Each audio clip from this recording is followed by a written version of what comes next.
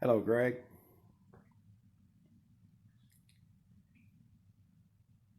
You know how hard it is to press that damn button when you're sitting there staring at yourself?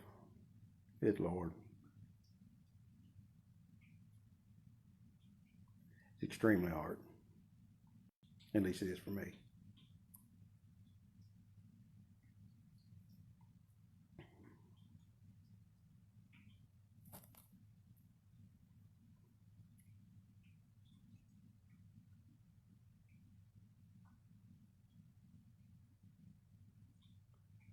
Hello, Janet.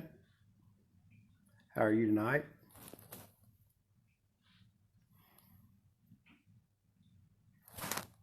Hello, Janet. Hello, Patty. How are you tonight?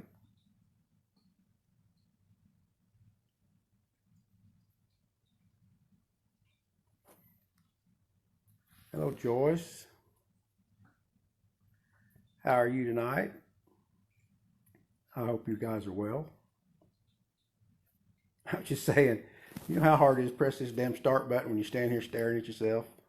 Ugh, it's crazy. Hi, Joyce.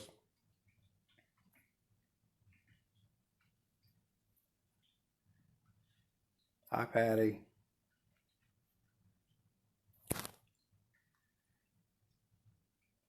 I thought I'd talk about something we talked about in a meeting the other day. Hello, Landon. My phone's going crazy over here. Anyway, I'll start again. I thought I'd talk about something. In the meeting the other night, we went to a family meeting, and the topic was about how our disease affects us today, in everyday life. And I guess we all look at what we call the disease a little differently, maybe. Me, it's always obsession and compulsion, self-centeredness. When I talk about disease, I talk about the character defects.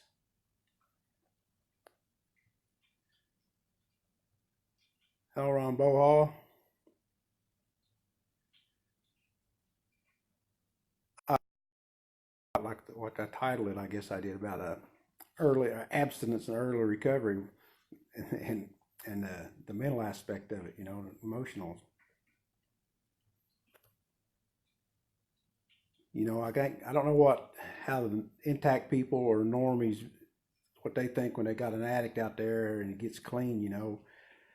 Or how many years he's been out there and the crazy shit he's done or whatever he's done or they've done or whatever they haven't done, blah blah blah blah. But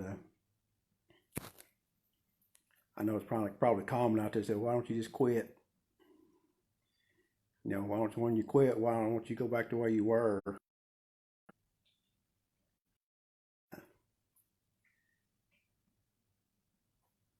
This is kind of what it was like for me when I quit. The mental aspect of it. When I got in recovery, they talked about changing your people, places, and things, and staying away from triggers, which is all well and good. I mean that's what we should do. But the triggers weren't out here, in the environment they were in. My whole life, like my recovery program says, my whole life in thinking became centered in drugs, using and finding ways and means to get more. And when that is the case for as long as I did it, and as long as a lot of us do it, man, you're just it's just a way of life. It's crazy, but when it quit using it, I wasn't. Hello, Nikki. When I quit using, the only thing that actually changed was I wasn't putting dope in my body. You know, my thinking didn't change any. Well, it changed a little bit, I guess. I mean, it's things like, well, okay, now dope ain't good for you no more. It ain't fun. It ain't this. It ain't that. But my coping skills remained the same. And back then, I never used the word coping skills. That wasn't in my vocabulary. Uh, my vocabulary's changed a lot over the years, but when I quit using, like I say, I went to jail. When I quit using, I come out. I had all these financial problems, and all that stuff was going on. And I didn't have any new tools. I remember when I was in jail. I remember when I was in jail thinking all the money problems I was having, that I could probably, since I wasn't cooking dope and I didn't have to worry about them coming and knocking my door down and catching me high, I could probably buy pseudoephedrine pills. I figured, well, if I could buy them for a year, I could amass a huge quantity of pseudoephedrine pills and just sell them to somebody that was cooking dope. That's crazy. But that was my said, just because the dope was gone, thinking, how I lived my life on day to day was the same. I didn't have no faith in a higher power, no faith in God. I hadn't been introduced into any kind of recovery program. It was just me and no dope in me. And everything reminded me of dope. There wasn't like having to go somewhere with a trigger. I remember, hello DB, how you doing this night? I remember, for the first year I couldn't drive because I didn't have no driver's license, and Kathy and Rusty drove me everywhere we went, and everywhere I went up and down the road, just everything reminded me of dope, and everything reminded me of using, and everything had a memory tag to it, of using memories. Like you go to town, I remember, no matter what town I went to, I always carried my dope with me. But before I go in town, I'd stop along the road somewhere and stash it beside a sign or by a tree, or just something where I hope I could find it, or remember it on the way back. Almost every place up and down the road you went to, somebody you used with, so everything was right there. There was no getting away from what people call triggers. There was no getting away from any of it. So it was always a constant reminder. Simple things around the house, man, was a fry. I didn't start drinking coffee till a couple of months after I had initially gotten clean, and it was crazy, man. Because when I started making coffee, we use coffee filters to make coffee. If anybody's knows anything about cooking dope, a coffee filter is just as essential to that as food, knife, and fork is to eating. So when I would, it took years before when I would use a coffee filter to put the coffee grounds in, I didn't just stand there and kind of just like, wow, that's different. It's just like, I'm using coffee. I'm using, it's got black stuff in it, not white stuff in it, and I made it for the long, and I don't do it today, but I've got a lot of years under my belt today. But I still think about it from time to time. Kind of makes me laugh now, but that the hardwiring, the hardwiring was there. Everything.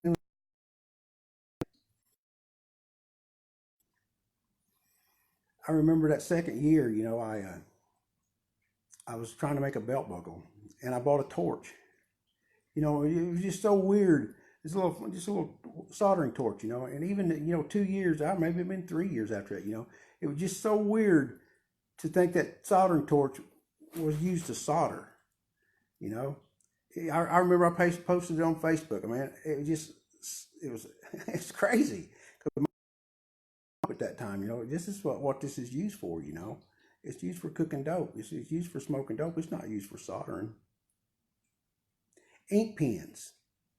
Ink pens, when you snorted dope, or smoked it out of a foil, man, ink pens, you used ink pens if you didn't have you take the center out of an ink pen if you didn't have a glass tube or something like that, anything to draw through, so ink pens is like, it's dope, ink pens is about dope. Everything was about dope. I guess I might have posted something, I was talking earlier about why people go back out, how hard it is for some of us, why, because their brain for dope, or, to think like normal people do and act like normal people do, and to do things normal people do. Like I say, when you quit using dope, it's like I said, what do you do when you take how else it says something about what do you get when you sober up a chicken thief? You get a sober chicken thief. It's just like that. What do you do when you get a chicken thief clean? You got a fucking clean chicken thief, man. Nothing changes until we get that new information in there. At least it didn't for me. I've got a good friend that posted a picture on Facebook the other day, and he's standing he's standing in his house, and he's standing in his house, and he's got this, you know, and he was talking about how that, it's, and he's been off the ship for several years, and he just now felt like it was okay to bring aluminum foil back in his house. I got a chuckle out of it, and I know he did too. But that's like years before the man felt comfortable with bringing aluminum foil in his house. But again, if you know anything about smoking dope, if you smoked it that way, if you didn't have a glass pipe or something like that, you smoked most of us smoked it in foil, with foil, aluminum foil, and ink pens. They were our tools, just like knives and forks. So it's crazy. I know, running up and down the road, just going anywhere. Like I said a while ago about hiding my dope. You look at a house and it got junk in the yard. Oh, that's dope. You go, if you're out at night, 2 o'clock in the morning, everything's dope. Everything's drugs. Now again, I'm not saying everybody's like that, but this is the way it was for me. And I got a feeling I'm not the only one that deals with this. So if you got someone out there and you can't figure them out, maybe they're dealing with this kind of shit too. Maybe their brain and their actions is so hardwired, that they haven't had time to rewire themselves. They haven't had experiences outside of the drug community, or isolating in the house because they're afraid to go out. And even then, if you isolate in the house, it's still all there. I've lived in this house for 30 some years, and I've did dope in every corner. I've cooked dope in every room in the house, and just sitting here right now, I can think of, I can remember when the dope blowed up on me in the bathroom. I remember once it blowed up on me in here, and I set the stove on fire a couple times in the kitchen. All those things, man, all those years of collecting that information is still up there, and it just don't go away because we quit using. So I think it makes it real hard for some of us. I mean, it made it real hard for me to deal with. I guess that was just a miracle. And the fact that I was candy ass and didn't want to go back to jail. I sure didn't want to do that. But I never started changing until I got involved in the recovery community, where I started getting outside information. And that started sticking. I started reading the literatures, all kinds of literature, recovery literature. Look, I tell people all the time, man, if you're out there and you're struggling, like I say, my mind can't concentrate on two things at once. It can concentrate on like 1,000 things a minute. I can jump around 1,000 things a minute, but I can't concentrate on two things at once. And when I get in a funk out here, or I get fucking in a shitty mood, or I get sad, or I get mad, I don't, I'm not good at using my tools as I used to be. But one of the greatest tools I had when them things like that happened to me was open up a recovery book. Open up a recovery book or call somebody in recovery. Because if I'm reading that book, when I'm concentrating on them words, I can't think about using. I can't think about fucking shooting somebody. I can't think about burning somebody's house down. I can't think about that if I'm concentrating on what I'm doing. It's just something, a tool to get me out of that obsession. And again, when we're talking about addiction, when I talk about mental obsession,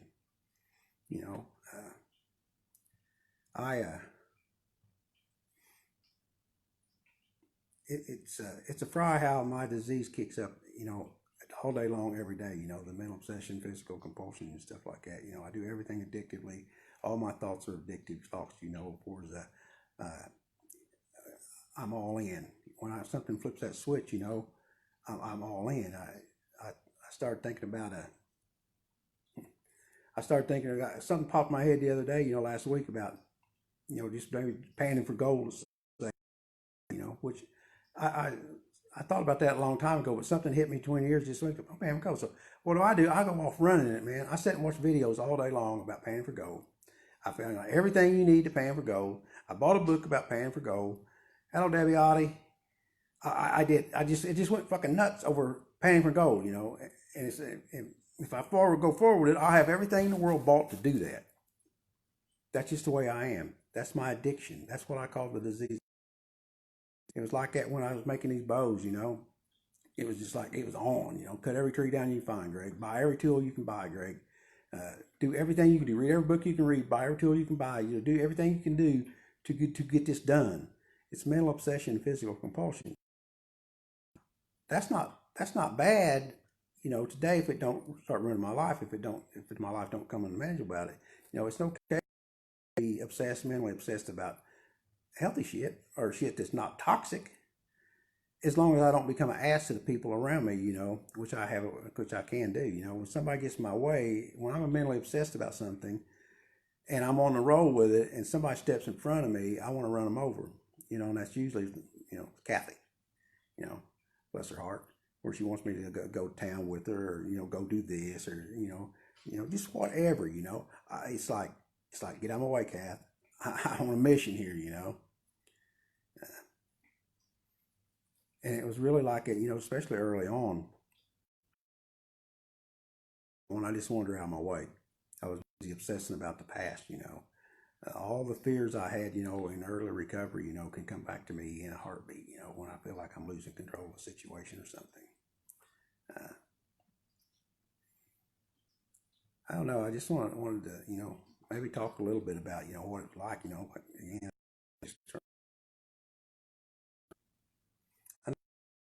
I know somebody's out there trying to get clean and trying to stay clean, stay off the dope, man, and they can't get that shit out of their head. They can't get the past out of their head. They can't get their behaviors out of their head. I've told before. I over the course of a lifetime of working construction, as sicker and sicker I got, it became okay to bring nails home. It became okay to bring this home. It became to bring that home. Fine. And I still sometimes struggle. I still struggle with something I don't really know. I talked about this before, about the hand cleaner at work, the big bottle of hand cleaner there. And, I wanted to bring it home. And somebody said, hey, come take one of them home with you. And it's like, oh, hell. And I had to hide that shit at work, and I'm just talking a couple of years ago, so that's been a long time since I got off dope. But that's my obsession. I got it in my mind, take a hand cleaner. It's like, but I don't do that kind of shit no more. But I really, really, really struggle with not doing that kind of stuff, I had to hide it. I'm okay with it now. It's back up on the shelf now. After about 2 years, I can deal with it. I don't. It's not. I'm obsessing about it. There was pencils at work. Pencils. It's like, why would I want a bunch of box of old dirty pencils? And it's like, I never know what's gonna get in my head. I never know. I should say, go with it, Greg. And it's a fry too. I don't like being that way, especially when it comes to stuff that I shouldn't be doing. Oh, babe. You hunk, you. I don't know what's going on my phone, but it keeps running the same name anyway. Say, wait. I don't even know if anybody's on here or not. But it don't really matter if anybody's on here. I just I need to talk, I need to say it because I need to hear it because I need to remember.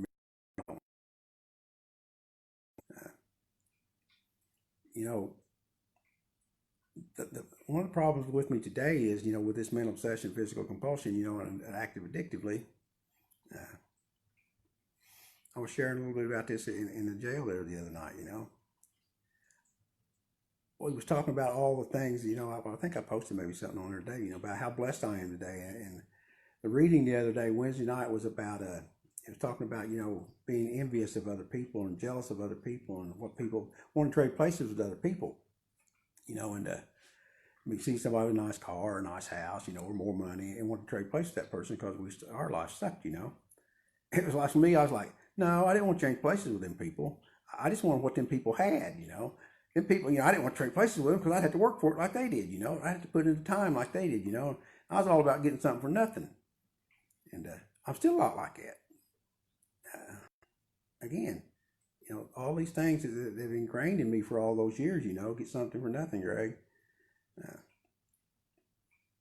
It's a fry, really, man. The amount of time it has taken me to get to where I'm at today, and that ain't no great place, I'm blessed and all this stuff, but in that reading it, and it comes time in our life we wouldn't trade places with no one, and today I would not trade places with anyone. I am blessed, Now, I enjoy what I do. I enjoy my life. I enjoy who I am, but I'm also always aware of this disease, what I call the disease that I need to treat on a daily basis. Well, hello, Ryan Harden. How are you doing, buddy? Again, no matter how blessed I am and how happy I am and how well I'm doing, I always got to deal with this disease of possession and compulsion, self-centered and selfish. That don't seem like it's not went away in one bit. And I don't look for it to go away. I don't guess. They tell me it won't go away. But that's cool. I just got to know that that's what's going on, you know. I got to understand that's what's going on. I got to.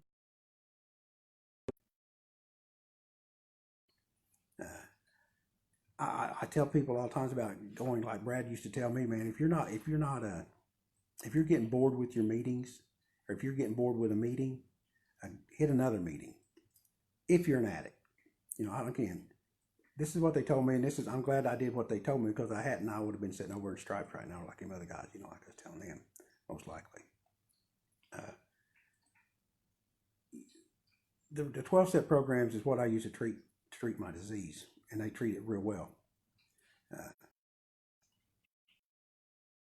Get old. Sometimes they can get annoying. Sometimes I get all selfed up, not like nobody there, but I still need to go. When that happens, I need to find another meeting.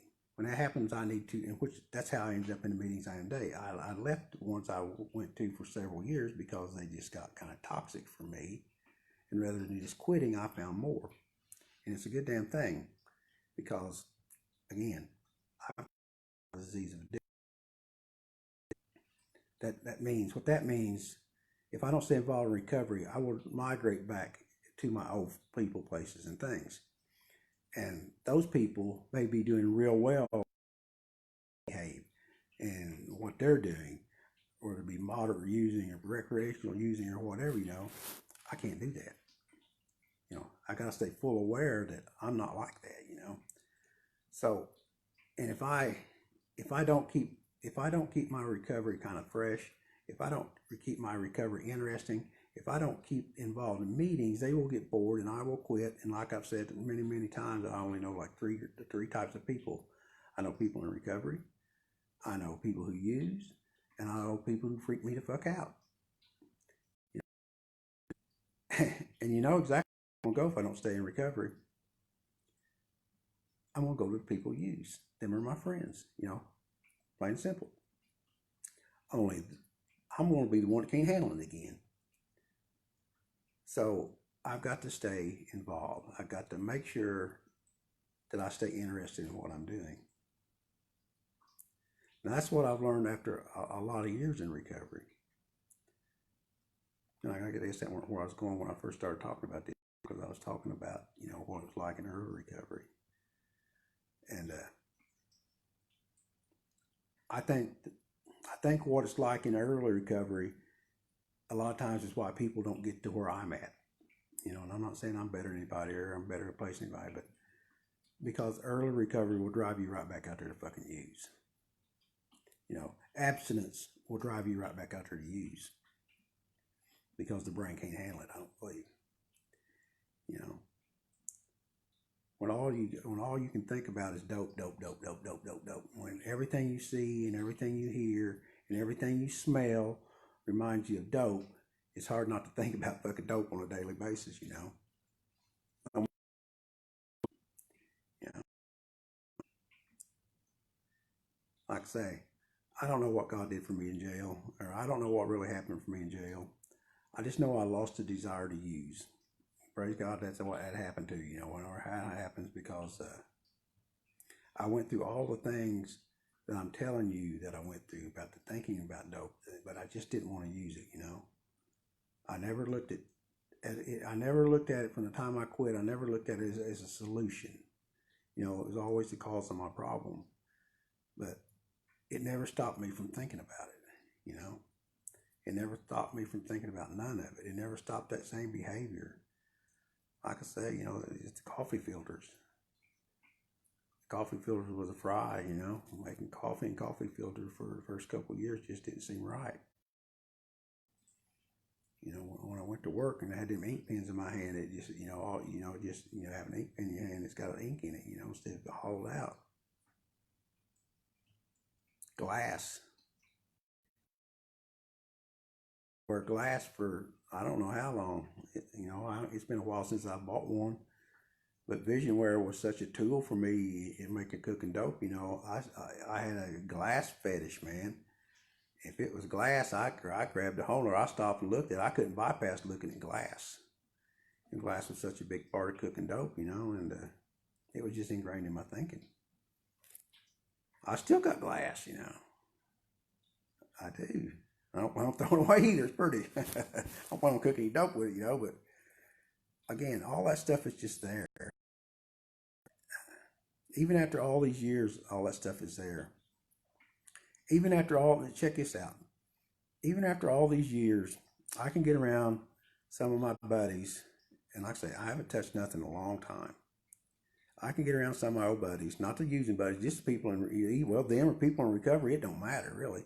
I can get around people and start talking about them old days and start talking about this thing we do, and I swear to God, I can get high. I can feel the hair raise up on my arms. I can start jittering. You know, it's almost like I'm high just talking about it and laughing about it, you know.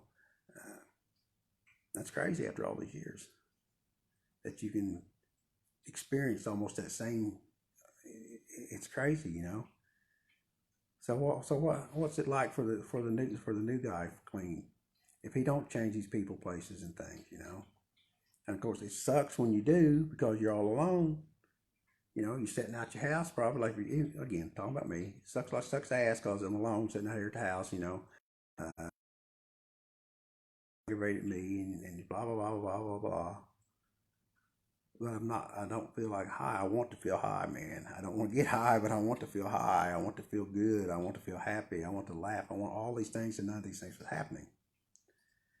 So what happens to the guy that's clean off of dope for a month or a week or 2 or 3 days or what the hell ever, you know, and the depression hits him, you know, and depression will hit you. If it don't hit you, it's like fucking superhuman or something, you know. And the shame and guilt will hit you. And then again, if it don't hit you, you're like fucking superhuman or something. I don't know. But when I can start thinking about dope and talking about dope with almost 15 years off of it, you know, and still catch a buzz almost by talking with a friend of mine about it, talking about the old days, how fucking devastating is that to the guy that's just new off of it? How important is it to that fellow to change these people, places, and things if he wants to stay clean?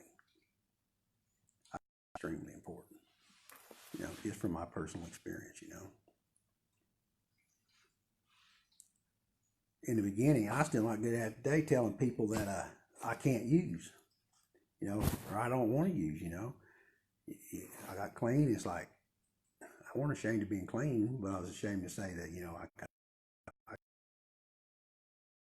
that was real hard, man. Matter of fact, I never did say I couldn't use. You know, I just said I don't want to. It's this disease is a powerful bitch. Now I'm not talking. I don't know what anybody else goes through, but I think they do. I'm around enough people in recovery to believe that they do. I was around a healthy group of addicts one day this week when we was talking about how our disease manifests in our life today. It was obvious as hell that we do. You know, some of these people had, you know, close to me years, maybe more years than me, less years, blah, blah. The years don't matter, you know. I really like what Jimmy Reiser had to say in that article. He said, you know, time doesn't matter to the addict brain. It does not matter because we're subject to euphoric recall. If that ain't the fucking truth, I don't know what is. You know, if that ain't the truth, I don't know what is. So early on, if yourself that euphoric recall, you're probably fucked, man.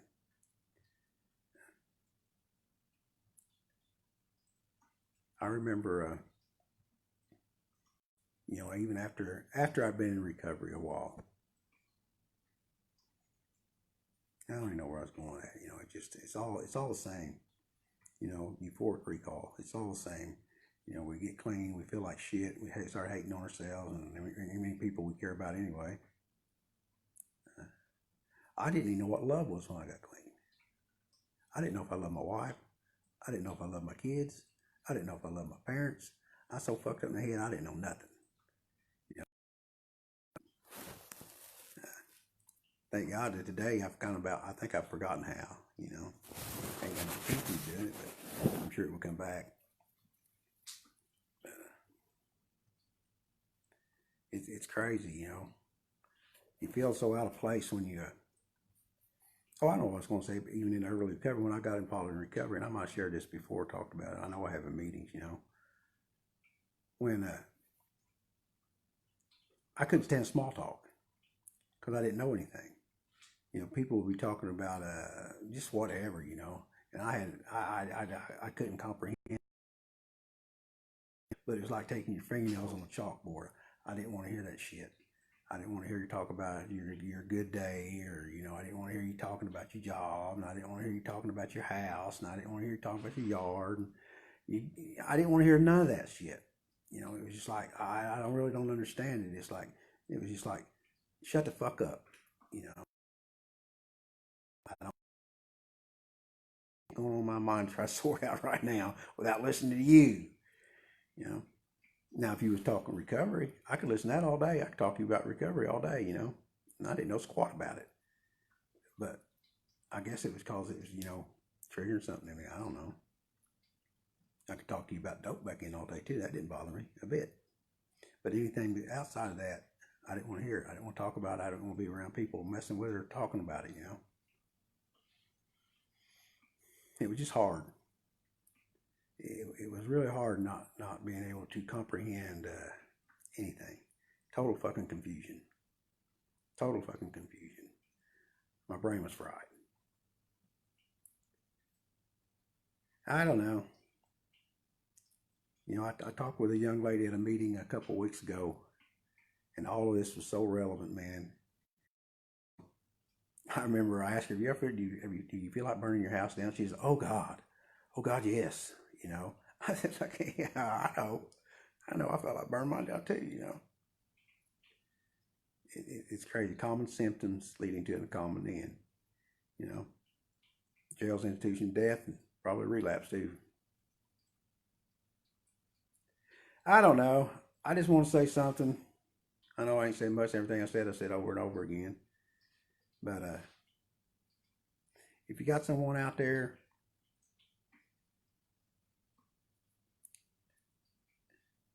try listening to them. A lot of times we don't want to hear no shit, you know. And I know, like me, everybody wanted to give me shit, especially my family, you know. I'm not sure they did. Said, Greg, you need to do this, you need to do that, you know. I hate you for this, I hate you for that, you know, you rotten fucker, you know. And it's like, yeah, I know all that. Nobody fucking treats me any worse than I treat myself. That's for sure, you know. I'm just try listening, man. You know, again, I suggest if it's got anything to do with addiction, I suggest you get them in a program somewhere, you know, some type of program for a little while anyway. You know, hopefully they get around somebody that's got a little experience and hope that they can relate to. Put something out. What it took for me, and I needed to hear it over and over and over and over and over again. Kind of root out that other stuff. You know, kind of root out the running up down the road thinking, oh, that guy's got dope, and that guy's got dope, and, you know, they're cooking dope, you know, look at trash over there, you know, all that stuff, all the stuff that was in my brain. Today I got off dope stayed in my brain until I got involved in recovery, and I started hearing things that I was interested in, and then little bits and pieces of that started sticking in my head, and as the little bits and pieces of that started sticking in my head, little bits and pieces of that other crazy shit kind of went to the back. It never left. It just went to the back. You know, it's still all right in here. I want to stay in the back. That's about all I got. You know, I feel weird sitting here doing this, you know, for some reason. I love y'all, though.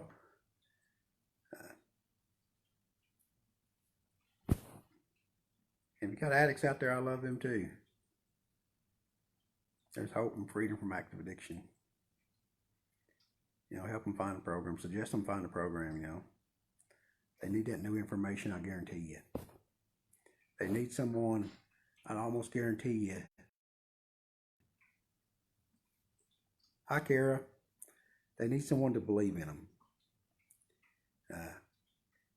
I think it's really, really, really hard for our loved ones and our family to believe in us when we get clean. Especially if we fucked up so many times, and we keep doing the same old things over and over again. I'm pretty sure our families and people, friends, whatever, used to get tired of our fucking shit. So believing in people is really hard for them people believe in us. You start every program, and I will believe in you. I will believe in the program. I believe wholeheartedly in the program. And maybe if you get some of that new information in, you'll start believing in yourself, man. I tell people all the time, man, if you want to get anybody in your corner in this journey, the most important person you can have in your corner is yourself. You're going to need that more than you need anything, because it's hard when you don't believe in yourself, and I don't know any of us.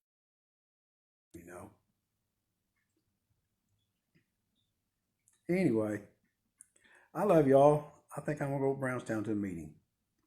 I hope you have a good evening. Hello, Dale Shoemaker. I'll catch you all. Like I say, man, we're crazy when we get clean. Ain't no doubt about it. It's crazy for a long time, but we do get a little saner. I'll talk to you later. Goodbye.